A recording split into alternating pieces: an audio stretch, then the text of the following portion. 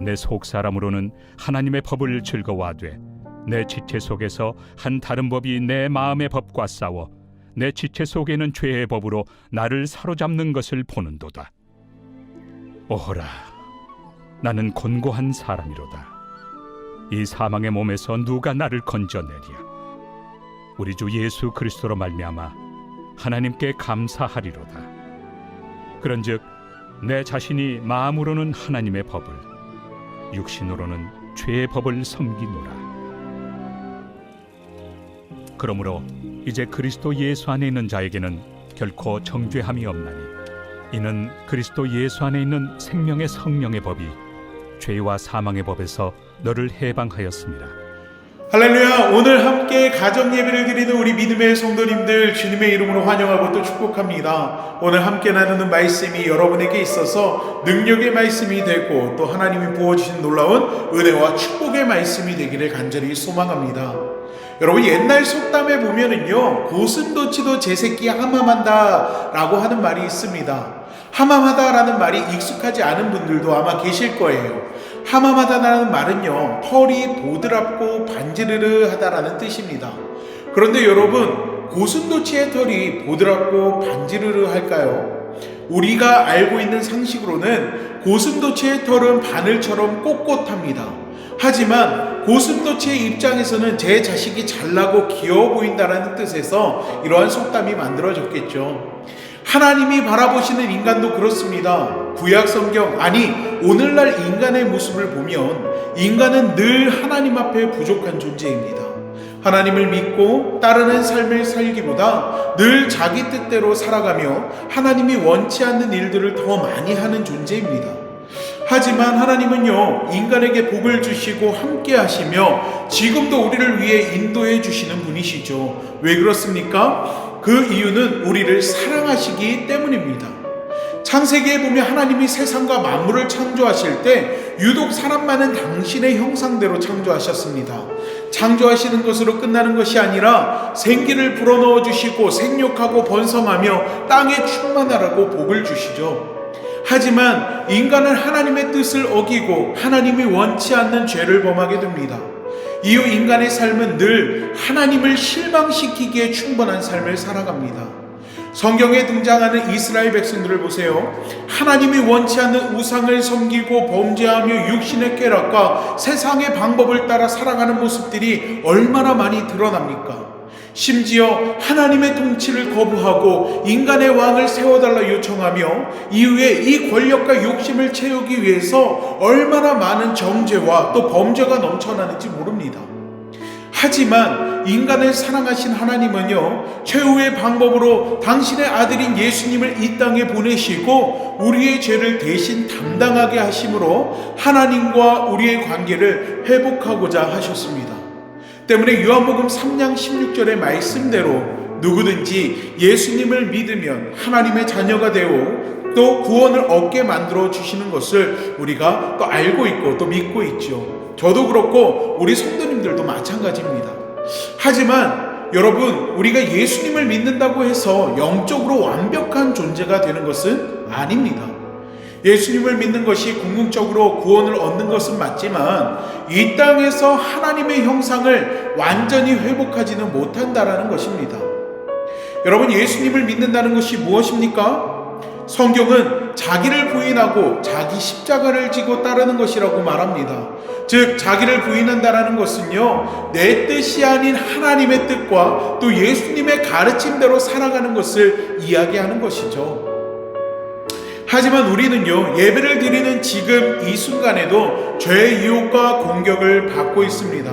우는 사자와 같이 삼킬차를 찾아다니는 악한 영들의 공격이 늘 우리 삶에 함께 한다는 것입니다.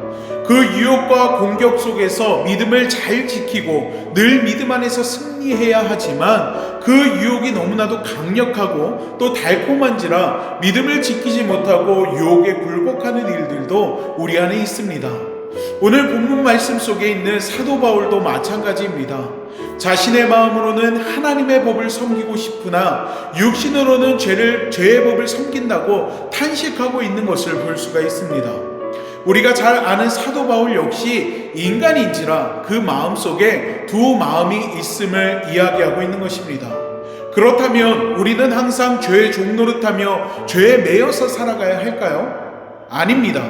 오늘 본문을 자세히 보면 이러한 현실을 받아들이고 수긍하라는 것을 이야기하는 것이 아닙니다. 오히려 승리의 선언을 하고 있습니다. 8장 2절 말씀을 보면 이렇게 이야기합니다. 생명의 성령의 법이 죄와 사망의 법에서 너를 해방하였음이라. 할렐루야.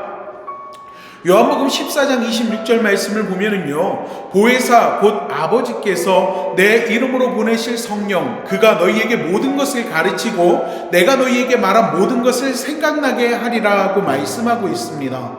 성령께서 우리를 인도하시고 그 성령을 우리가 의지할 때 은혜 가운데에서 믿음의 승리를 취할 수가 있다라는 것입니다. 여러분, 우리가 예수님을 믿는다고 해서 우리의 믿음이 갑자기 성경에서 말하는 잔성한 분량에 도달하는 것이 아닙니다. 영적으로 연약한 존재이지만 성령을 경험하며 내 삶에 함께 하시는 주의 은혜를 발견해 가면서 영적으로 성장해 가게 되는 것입니다. 성령의 역사는요, 내 옛사람은 이미 십자가에 못 박았습니다 라는 고백으로 시작됩니다. 그럴 때 십자가를 내 삶에서 체험할 수가 있습니다. 패역한 육신의 욕심은 점차 사라지고 온전한 영이 우리 안에서 자라나기 시작합니다. 하나님의 형상이 점점점 우리의 삶 속에서 뚜렷해지는 것을 느끼게 되는 것입니다.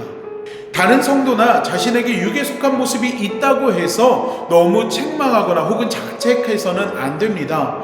이 세상에서 살아가면서 완전히 신령한 사람은 있을 수가 없습니다. 우리는 거룩함을 추구하고 끊임없이 예수님의 수준까지 믿음이 성장해 가야 할 뿐입니다. 성령의 인도안을 간구하는 성도, 또 그 가운데서 성장하는 우리 그리스도인, 우리 믿음의 성도인들 되시기를 간절히 소망합니다. 여러분 가운데 함께 하시는 성령께서, 주님께서 우리에게 가르쳐 주신 것을 지킬 수 있는 마음을 주실 뿐만 아니라 우리의 믿음의 걸음걸음을 앞서가시며 인도해 주실 줄로 믿습니다. 그 인도하심을 따라가며 오늘도 그리고 한 주간의 삶의 자리에서 우리 믿음의 성도님들 승리하는 인생 살아가기를 간절히 축복합니다. 기도하겠습니다. 사랑의 하나님, 사도 바울이 오늘 본문 가운데 고백했던 것처럼 우리의 인생 가운데에도 우리의 삶 속에서도 두 마음이 존재하고 있음을 고백합니다. 하나님의 말씀을 따르고 주님의 인도하심을 따라가며 늘 마음 가운데서 믿음의 결단을 하고 믿음의 승리자로서 삶을 살아가야 함에도 불구하고 어느 순간 우리 안에 있는 악한 본성 때문에 또 죄의 유혹 가운데 넘어가는 연약한 믿음 때문에 우리의 삶이 흔들리고 끌려갈 때가 있음을 고백합니다. 하지만 주님, 오늘 함께 나눈 말씀처럼 주님께서 우리의 연약한 믿음을 주님의 두 손으로 잡아주셔서 우리 믿음의 성도들 오늘 하루 또 한 주간의 삶을 살아갈 때 오늘 함께 나눈 말씀들이 우리 안에서 기억나게 하여 주시사 주님 앞에 붙들린 삶을 살아가고 우리의 믿음이 성장해가며 죄의 종노릇하는 것이 아니라 믿음의 그리스도인으로서 모든 상황과 환경을 주장하며 믿음의 승리자가 되는 삶을 살아갈 수 있도록 하나님 함께하여 주시옵소서. 우리 안에 비록 두 마음이 있다 할지라도 하나님 주님을 바라보는 우리의 믿음이 온전히 서게 하여 주시고 믿음의 싸움 가운데 늘 우리의 신앙이 그 믿음의 싸움 가운데에서 승리할 수 있도록 주님 도와주시며 주님께서 불꽃 같은 눈동자로 지켜주시사 우리 믿음의 성도들 그 삶의 모든 자리와 환경 가운데에서 늘 주님의 인도하심을 따라 믿음의 승리자로서의 삶을 살아갈 수 있도록 주님께서 축복하여 주시옵소서. 오늘 하나님께서 함께 예배를 드리는 우리 믿음의 성도들 가운데 그 삶 가운데 함께 하시고 놀라운 은혜와 능력과 축복을 더해 주실 것을 믿사오며 예수님의 이름으로 기도하옵나이다. 아멘.